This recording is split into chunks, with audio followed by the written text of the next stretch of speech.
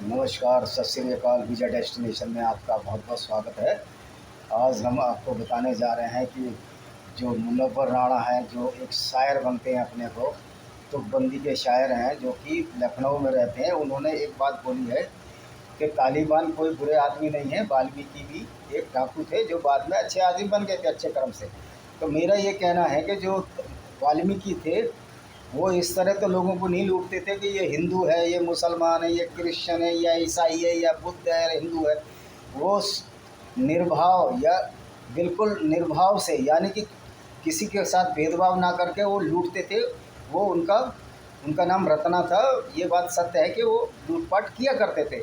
लेकिन जब उनकी मिसेज ने बोला कि इस गलत कार्य में तुम्हारा हिस्सा नहीं होगा, तो वो सुधार में आ गए। तो पहली बात तो ये है कि वाल्मीकि इस तरह लूट भेदभाव करके लूटते नहीं थे जिस तरह की ये तालिबानी गैर मुस्लिमों को मारने के लिए और गैर मुस्लिमों को मुनाफिक, काफिर और दूसरे ही शब्दों से नाचीज जिसमें है और जानवरों से गिरे, ये तो कुरान में भी लिखा हुआ है, से ये उनको उद्बोधित या संबोधित करते हैं। तो मुनव्वर राणा जी अब इतने वरिष्ठ हैं, अब उनको ज़रा सा भी इतनी भी अकल नहीं है कि किस तरह ये तालिबानी जो है ये नॉन मुस्लिम्स, माइनॉरिटीज़ और औरतों के खिलाफ जुर्म कर रहे हैं। लेकिन रत्ना जो मेहतर या जो हमारे वाल्मीकि थे जिन्होंने रामायण लिखी, उन्होंने ऐसा कोई भेदभावपूर्ण डकैती नहीं डाली कि किसी मुसलमान या किसी ईसाई या पूछ के जात उसकी डकैती नहीं डाली। लेकिन तालिबान और इस्लाम के जितने भी टेररिस्ट ऑर्गेनाइजेशन हैं, ये सारे तो धर्म के आधार पर ही टेररिज्म चला रहे हैं और सारे मुश्रिकों के ख़िलाफ़ हैं। तो मुनव्वर राणा के यही पंक्ति मुझे उचित लगती है, अपनी तरफ से बनाई हुई है, सुरक्षित है। ना मुझे खांसी आई, ना मुझे बुखार आया, मैं घर में छोटा था, मेरे हिस्से में जिहाद आया। तो ये जिहादी शायर है और इस ये इनको पढ़ लेना चाहिए ज़रा हिस्ट्री को भी, कि जो कुरान और इस्लाम किस आधार पर लोगों से भेदभाव करती है। और जो वाल्मीकि है उन्होंने इस आधार पर कोई भेदभाव नहीं किया था। उन्होंने सर्वभाव से सबको जो भी लूटा था उसमें किसी तरह की माइनॉरिटी और मेजॉरिटी का सवाल ही नहीं था, न काफिर का सवाल था। तो मुनव्वर राणा थोड़ी अपनी स्टडी को अपडेट भी कर लिया करें थोड़ा थोड़ा। और दूसरा है, मदनी ने बोला था जो अफ़गानिस्तान गए हैं, ये उन्हीं के वंशज हैं जिन्होंने सबसे पहले देश को आज़ाद कराया, अफ़गानिस्तान को ब्रिटिशों से, और आज़ाद हिंद नाम रखा इसका। तो मैं ये पूछना चाहता हूँ मदनी जी से, जो देवबंद के हैं। और वैसे भी देवबंद तो एक दे, इस देवबंद तो एक ऐसी विचारधारा है कि जो कि तालिबानों को बिल्कुल सूट करती है। ये हनीफी और सलफ़ी जितने भी टेररिस्ट ऑर्गेनाइजेशन है, वे देवबंदी विचारधारा से ही प्रभावित है। दूसरी बात, अब उसी बात पर आते हैं, तो ये कहते हैं ये उनकी औलादें हैं जो यहाँ से चले गए थे और जिन्होंने देश को आज़ाद कराया, आज़ाद हिंद वतन और अफ़गानिस्तान को पहले आज़ाद कराया। तो मैं उनसे पूछना चाहता हूँ कि जो स्त्रियाँ, पुरुष और बच्चे अफ़गानिस्तान छोड़कर भाग रहे हैं, वो क्या गैर हैं?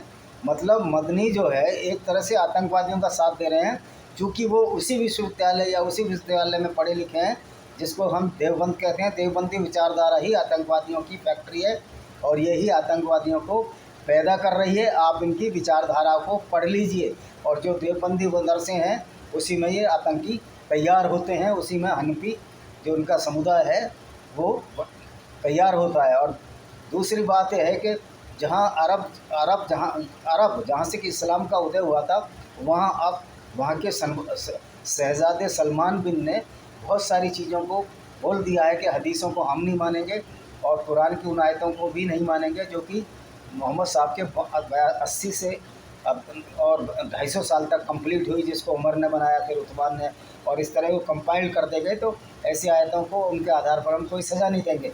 दूसरी तरफ ये कन्वर्टेड मुस्लिम जो हिंदुस्तान के हैं, ये पक्के मुसलमान होने की गारंटी दे रहे हैं और उन चीज़ों को भी मान रहे हैं जिनको सलमान, जो अरब के जो राजा हैं, उनके शहज़ादे, उन चीज़ों को नहीं मान रहे। दूसरा, एक अभी बोला है कि शफीकुर्रहमान बर्क डॉक्टर हैं, ये सांसद हैं मुरादाबाद से, इन्होंने बोला है कि तालिबान ने जीत हासिल की है और ये तालिबान लड़ाके हैं। तो ये बताइए, तालिबान ने जीत हासिल की है तो वो लोग जो कि बेचारे देश छोड़ कर भाग रहे हैं, वो क्यों भाग रहे हैं?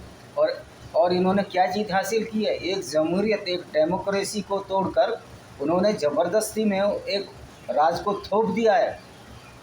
और ऐसे ये जो शफीकुर रहमान हैं, मदनी और मुनव्वर राणा जैसे लोग जमहूरियत में विश्वास ही नहीं रखते, और ये ऐसे लोग हैं, जब इनको मौका मिलेगा ये हिंदुस्तान में भी ऐसा करने की ये कोशिश करेंगे। जब सबको पता है कि जो तालिबान से संबंध भारत के अच्छे नहीं हैं और भारत उनके साथ बात भी नहीं करना चाहता, तो ये ऐसे देशद्रोही और विरोधी बयान क्यों दे रहे हैं जो कि भारत के खिलाफ हैं। ऐसे लोगों पर कार्रवाई करनी चाहिए।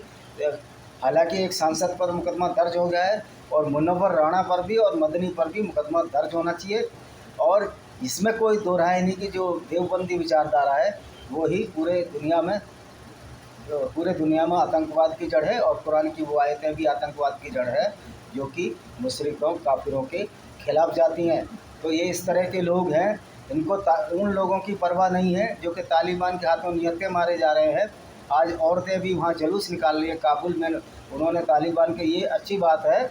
और ऐसे में लॉजिस्टिक सपोर्ट करनी चाहिए हम लोगों को, उन अफगान नागरिकों को जो कि अपनी आज़ादी के लिए लड़ रहे हैं, ना कि इन वैसी दरिंदों की जिनकी सपोर्ट ये मदनी और शफीकुर रहमान और मुनव्वर राणा कर सकें।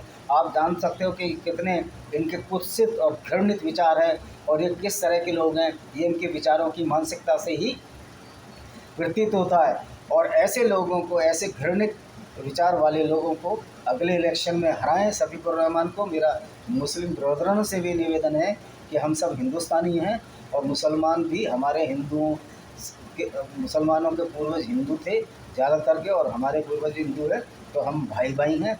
तो हम अपने देश के लिए करें, और जो तालिबान गलत कर रहा है उसका विरोध करें। कुछ मुस्लिम भाई हमारे इसका विरोध भी कर रहे हैं, ये बहुत ही अच्छी बात है। हम ना कभी मुसलमानों के खिलाफ थे ना रहेंगे, लेकिन कुरान की उन आयतों के खिलाफ और इस्लाम की उन चीज़ों के खिलाफ ज़रूर रहेंगे जो मानवता के खिलाफ है। इसी के साथ मैं अपना वीडियो को विराम देता हूँ। वंदे मातरम। जय हिंद।